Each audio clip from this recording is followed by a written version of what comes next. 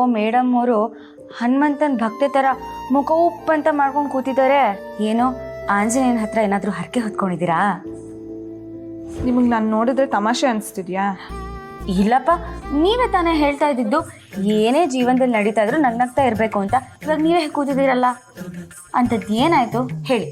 ನಮ್ಮ ಮನೆಯಲ್ಲಿ ನಮಗೆ ಗೊತ್ತಿಲ್ದಂಗೆ ಎಂಗೇಜ್ಮೆಂಟ್ ಫಿಕ್ಸ್ ಮಾಡಿದ್ದಾರೆ, ಪತ್ರಿಕೆನೂ ಮಾಡಿಸಿದ್ದಾರೆ. ಹೌದಾ? ಇದು ಖುಷಿ ವಿಚಾರ ಅಲ್ವಾ? ಸ್ವೀಟ್ ಹಂಚೋ ಬದಲು ಈ ತರ ಕೂತಿದ್ದೀರಲ್ಲ. ಚಂದನ ಅವ್ರೆ, ನಿಮಗೆ ನನ್ನ ಹುಡುಗನ ಬಗ್ಗೆ ಗೊತ್ತಲ್ವಾ? ಅವನಿಗೆ ಹೇಳಿದ್ರೇನೆ ಒಪ್ಕೊಳ್ಳಲ್ಲ, ಇನ್ನು ಹೇಳ್ದೆ ಇದ್ರೆ ಒಪ್ಕೊಳ್ತಾನ? ನನ್ಗೆ ಯಾಕೋ ಭಯ ಶುರುವಾಗಿದೆ. ಅಯ್ಯೋ, ಇಷ್ಟಕ್ಕೆಲ್ಲ ಯಾರಾದ್ರೂ ಭಯ ಪಡ್ತಾರಾ? ನೋಡಿ, ಅವರು ನಿಮ್ಮ ಮಾತು ಮೀರಿದ್ರು ಅವ್ರ ತಂದೆ ತಾಯಿ ಮಾತನ್ನ ಖಂಡಿತ ಮೀರಲ್ಲ. ನೋಡ್ತಾ ಇರಿ, ಅವ್ರು ನಿಮ್ ಜೊತೆ ಎಂಗೇಜ್ಮೆಂಟ್ ಮಾಡ್ಕೋತಾರೆ. ಧೈರ್ಯವಾಗಿರಿ. ಚಂದನ ಅವ್ರೆ, ಅವ್ನ್ ಮನ್ಸಿದ್ದು ಒಪ್ಕೊಳ್ಳೋದಕ್ಕೂ ಮನ್ಸಿಲ್ದೆ ಯಾರೋ ಬಲವಂತಕ್ಕೆ ಒಪ್ಕೊಳ್ಳೋದಕ್ಕೂ ತುಂಬಾನೇ ವ್ಯತ್ಯಾಸ ಇದೆ ಅಲ್ವಾ? ನೀವ್ ಹೇಳ್ತಿರೋದು ಸರಿಯಾಗೇ ಇದೆ. ಹಾ, ಒಂದ್ ಐಡಿಯಾ ಇದೆ, ನಾನು ಹೇಳ್ತೀನಿ, ಹಾಗೆ ಮಾಡಿ. ಹಾ, ನನ್ನ ಹುಡ್ಗನ್ಗೋಸ್ಕರ ನಾನು ಏನ್ ಬೇಕಾದ್ರೂ ಮಾಡ್ತೀನಿ. ಅದೇನ್ ಹೇಳಿ? ಬನ್ನಿ ಕೂತ್ಕೊಳ್ಳಿ, ಹೇಳ್ತೀನಿ. ನೋಡಿ, ನೀವಾಗಲೇ ಅವ್ರ ಹತ್ರ ನಿಮ್ಮ ಪ್ರೀತಿನ ಹೇಳ್ಕೊಂಡಿದ್ದೀರಾ, ಆದರೆ ಅದೇನು ಉಪಯೋಗ ಆಗಿಲ್ಲ. ಇನ್ನೊಂದ್ಸತಿ ನಿಮ್ಮ ಪ್ರೀತಿನ ಅವ್ರ ಹತ್ರ ಗಾಢವಾಗಿ ಹೇಳ್ಕೋಬೇಕು. ಹೇಗೆ ಅಂದರೆ, ಇವಾಗ ನೀವು ಪ್ರೀತಿಸಿದ ಹುಡುಗಿ ನಿಮ್ಮ ಜೀವನದಲ್ಲಿ ಮತ್ತೆ ಬರೋದಕ್ಕೆ ಸಾಧ್ಯನೇ ಇಲ್ಲ. ಆ ಜಾಗನ ನಾನು ತುಂಬ ಪ್ರಯತ್ನ ಮಾಡ್ತೀನಿ, ನಿಮ್ಮ ಜೀವನದಲ್ಲಿ ಹೊಸ ಅಧ್ಯಾಯನ ನಾನು ಬರಿತೀನಿ ಅಂತ ಹೇಳ್ಕೊಳ್ಳಿ.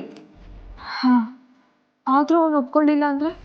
ನೋಡಿ, ಈ ಥರ ಹೇಳ್ಬೋದು, ನಾವು ಪ್ರೀತಿಸೋದಕ್ಕಿಂತ ನಮ್ಮನ್ನ ಪ್ರೀತಿಸೋರ್ನ ಮದುವೆ ಆಗೋದು ಒಳ್ಳೇದಲ್ವಾ? ಆಗ ನಾವು ಅನ್ಕೊಂಡಿದ್ದಕ್ಕಿಂತ ಜಾಸ್ತಿ ಪ್ರೀತಿ ಸಿಗುತ್ತೆ, ಜೀವನ ತುಂಬ ಚೆನ್ನಾಗಿರುತ್ತೆ ಅಂತ ಹೇಳಿ.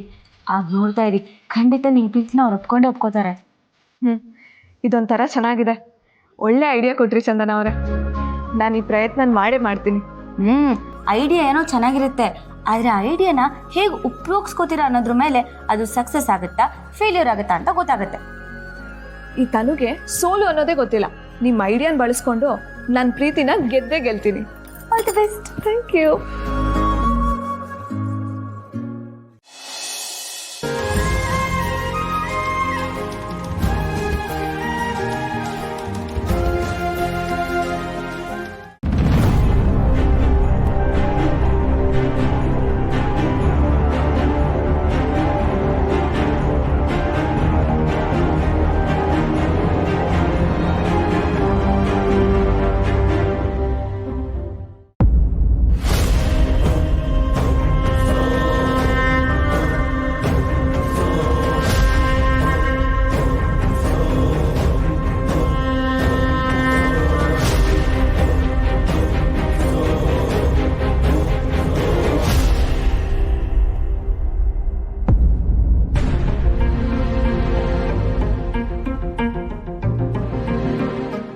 ಲಕ್ಷ್ಮಿ,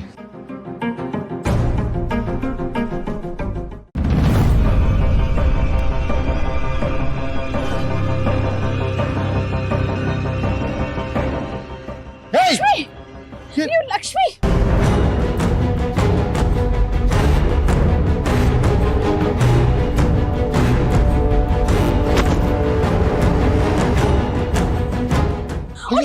ಲಕ್ಷ್ಮಿ,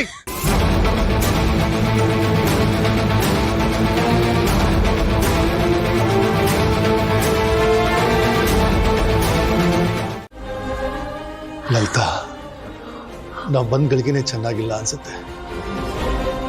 ನಾನು ಲಕ್ಷ್ಮಿ ನೋಡಬೇಕು, ಪ್ರೀತಿಯಿಂದ ಮಾತಾಡಬೇಕು ಅಂತ ಹೊರಡು ಬಂದೆ. ಆದರೆ ಇಂಥ ಪರಿಸ್ಥಿತಿಲಿ ಅವಳು ನೋಡ್ತೀನಿ ಅಂತ ನಾನು ಅಂದ್ಕೊಂಡಿಲ್ಲ ಲಲಿತಾ. ನನ್ನ ಹಣೆ ಬರನೇ ಚೆನ್ನಾಗಿಲ್ಲ.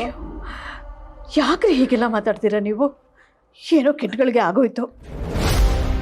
ಈಗ ಲಕ್ಷ್ಮಿ ಪ್ರಜ್ಞೆ ಬಂದು ನಿಮ್ಮ ನೋಡಿ ಖುಷಿಯಿಂದ ನಿಮ್ಮ ಹತ್ರ ಬಂದು ಮಾತಾಡ್ಸಿದ್ರೆ ಆಗ ನಿಮಗೆ ಸಮಾಧಾನ ಆಗುತ್ತಲ್ವಾ? ನನಗೇನು ಅಂತ ಗೊತ್ತಾಗ್ತಿಲ್ಲ ಲಲಿತಾ. ಇವಳನ್ನ ಚಿಕ್ಕ ವಯಸ್ಸಲ್ಲಿ ಗಿಳಿ ಅರಗಿಣಿ ಥರ ಸಾಕಿದ್ವಿ. ಯಾವಾಗಲೂ ನನ್ನ ಹಿಂದೆ ಅಣ್ಣ ಅಣ್ಣ ಅಂತ ಓಡಾಡೋಳು. ನನಗೊಂದು ಸಣ್ಣ ಗಾಯ ಆದರೂ ಸಹಿಸ್ಕೊಳಕ್ಕಾಗ್ತಿರಲಿಲ್ಲ. ಯಾವಾಗಲೂ ನಗುಮುಖ. ಆದರೆ ಈಗ ಇವಳು ಬಿದ್ದು ನಳತರ ನೋಡಿದ್ರೆ ನನ್ನ ಕೈ ಸಹಿಸ್ಕೊಳಕ್ಕಾಗ್ತಿರಲ್ಲ ಅಂತ.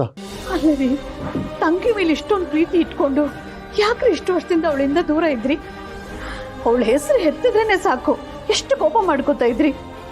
ಈಗ ನೋಡಿ ಅವಳ ಮೇಲೆ ಇಷ್ಟೊಂದು ಪ್ರೀತಿ ಇಟ್ಕೊಂಡಿದ್ರೆ ಅಂತ ನನಗೆ ಈಗ ಗೊತ್ತಾಯ್ತು. ಲಲಿತಾ, ನಾವು ಅವಳನ್ನ ಅಷ್ಟು ಪ್ರೀತಿಸ್ತಾ ಇದ್ವಿ. ಆದರೆ ನಮ್ಮ ಪ್ರೀತಿನ ಬಿಟ್ಟು ಅವಳು ಬೇರೆ ಪ್ರೀತಿ ಜೊತೆ ಹೋದಾಗ ನಮಗೆ ಕೋಪ ಬರಲ್ವಾ? ನಾನೇನೋ ಕೋಪ ಮಾಡ್ಕೊಂಡೆ ಲಲಿತಾ. ಅದೇ ನನಗೆ ಸಮಾಧಾನ ಮಾಡಿ ಅವಳೇ ಬಂದು ಮಾತಾಡ್ಬೋದಾಗಿತ್ತಲ್ಲ. ಅದನ್ನ ಬಿಟ್ಟು ನಮ್ಮ ಪ್ರೀತಿನ ತೊರೆದು ಅವನ ಜೊತೆ ಹೊರಟೋದ್ಲು. ಸರಿ ಸರಿ, ಹಳೆದನ್ನೆಲ್ಲ ಕೆದಕಿ ಮತ್ತೆ ಕೋಪ ಮಾಡ್ಕೋಬೇಡಿ. ಈಗ ಅವಳು ಮೊದಲು ಹುಷಾರಾಗಿ ಬರ್ಲಿ ಅಂತ ದೇವ್ರ ಹತ್ರ ಬೇಡ್ಕೊಳ್ಳೋಣ ರೀ. ಹಾ, ಎಲ್ಲ ಸರಿ ಹೋಗುತ್ತೆ, ಧೈರ್ಯವಾಗಿರಿ ನೀವು.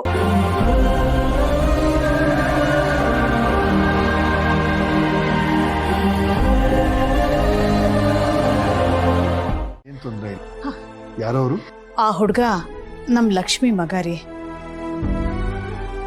ಅಂದ್ರೆ ಲಕ್ಷ್ಮಿ ಮದುವೆ ಆಗಿ ಸ್ವಲ್ಪ ವರ್ಷಗಳು ಮಕ್ಕಳಿರ್ಲಿಲ್ಲ ಅಂತ ಆ ಹುಡುಗನ ದತ್ತು ತಗೊಂಡಿರೋದು. ಪಾಪ ರೀ, ಅವ್ರಿಗೆ ಮಾತಾಡಕ್ ಬರಲ್ಲ. ಆ ಹುಡುಗಿ ಅವನ ಹೆಂಡತಿ.